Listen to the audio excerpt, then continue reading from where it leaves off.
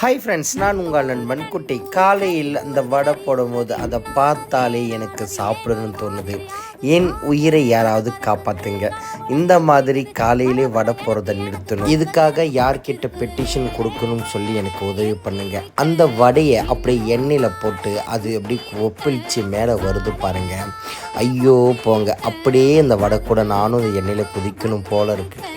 அப்படியே செவுந்து அதை திருப்பி விட்டு வேக வச்சு எடுத்து புட்டு சாப்பிட்டா அப்படியே சாப்பிட என் உசுறு பட்டுன்னு போகிற மாதிரி இருக்குது.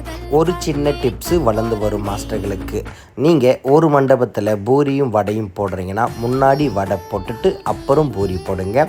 அப்போ தான் உங்களுக்கு அந்த கருப்பு நிறம் வராமல் உங்களுக்கு நல்லா சூப்பராக கிடைக்கும். பூரி முன்னாடி போட்டிங்கன்னா மாவு இருக்கும், எண்ணெய் கருப்பாயிடும், உங்களுக்கு வடை நல்லா இருக்காது. உளுத்த வடை யாருக்காவது ரொம்ப பிடிக்குன்னா எனக்கு கமெண்ட் பண்ணுங்கள். உங்கள் கமெண்ட்டுக்காக